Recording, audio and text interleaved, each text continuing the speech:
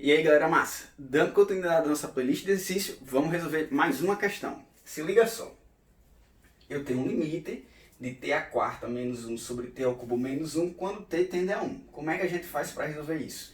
De novo, a primeira ideia é pensar em substituir, né? Se eu substituir aqui o t por 1, isso quer ficar 1 ao cubo, que é 1, não é 3, viu? 1 ao cubo é 1, é 1 vezes 1 vezes 1. 1 ao cubo que é 1, menos 1, e isso dá 0. E aí observe que na parte de cima também dá 0. 1 a quarta dá 1, menos 1 dá 0. Então você tem 0 em cima, 0 embaixo. Quando isso acontece, você consegue manipular a sua função de tal maneira que você cancele esse anulamento que acontece no denominador. Tá bom? E aí, nesse exemplo aqui, para a gente trabalhar as ideias de fatoração, é necessário que o aluno conheça a fatoração da diferença de dois quadrados. Qualquer coisa, procura no Google como é a diferença de dois quadrados, ou a diferença de dois cubos, tá certo? De dois termos elevado a 3, de dois termos ao cubo.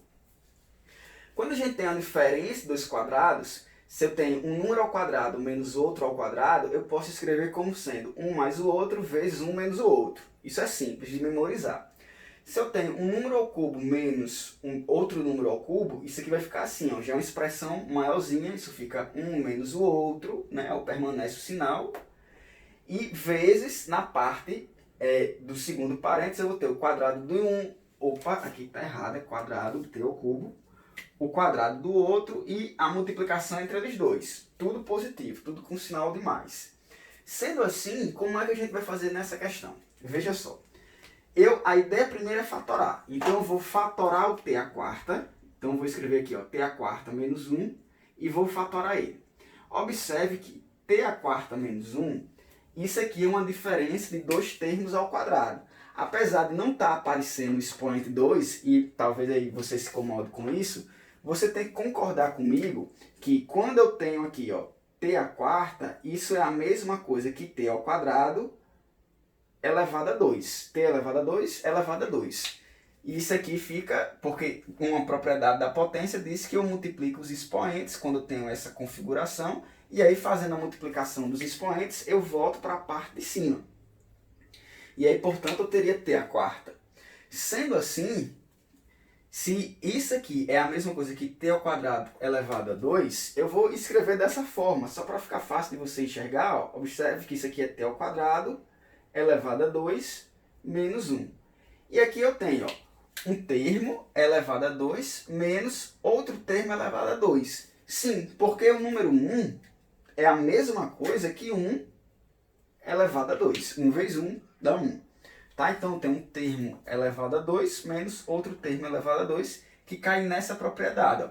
Quando eu tenho um termo elevado a 2 menos o outro elevado a 2, então fica 1 mais o outro vezes 1 menos o outro. Então, isso aqui vai ficar, ó, 1, que é o t ao quadrado, ó, 1 mais o outro vezes 1 menos o outro. Tá aí, tá fatorado. Só que observe que t ao quadrado menos 1 ainda dá para mexer, porque, de novo, isso aqui é uma diferença de dois números ao quadrado. Porque, assim como eu fiz no exemplo inicial, o número 1 é a mesma coisa que 1 ao quadrado. Aí eu vou manipular de novo. Aquilo ali vai ficar igual a t ao quadrado mais 1. Não tem o que fazer, ó, vai ser t ao quadrado mais 1. No entanto, t ao quadrado menos 1 ao quadrado, como é uma diferença de dois termos ao quadrado, vai ficar 1 mais o outro vezes 1 menos o outro. Então a gente vai ter, ó, t mais 1 vezes t menos 1. Aí está. E aí está fatorada a parte de baixo, ou perdão, a parte de cima. Eu posso reescrever ela dessa forma. Vamos para a parte de baixo, que é t ao cubo menos 1. Se você pegou a mãe aqui da parte de cima, a parte de baixo é algo parecido, porque eu tenho, ó, t ao cubo menos 1, e aqui eu tenho uma diferença de dois cubos, porque nesse 1 é a mesma coisa que 1 elevado a 3, né? 1 vezes 1 vezes 1 dá 1. E aqui mesmo esquema, ó. Quem está fazendo o papel do A é t, quem está fazendo o papel do B é 1. Aí é só substituir. Isso aqui vai ficar 1 menos o outro, ó, t menos 1, vezes t ao quadrado, mais 1 vezes o outro. Então, no caso, seria t vezes 1, que dá t e mais o outro ao quadrado, o outro aqui, ó, o segundo, que está fazendo papel de B, e quem está fazendo papel de B é 1, então seria 1 ao quadrado é 1 vezes 1, que dá 1. Pronto, está aí a parte de baixo mais rápida do que a anterior na sua forma fatorada. Substituindo, nós teremos o limite quando t tende a 1 de, vamos lá, t à quarta menos 1, isso aqui vai ficar, ó, t ao quadrado mais 1, vezes t mais 1 e vezes t menos 1.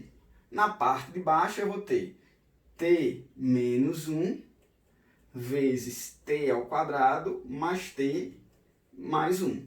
E aí agora eu posso cancelar o t menos 1 de cima com o t menos 1 de baixo. Nesse momento é importante que a cabeça entenda o que está fazendo.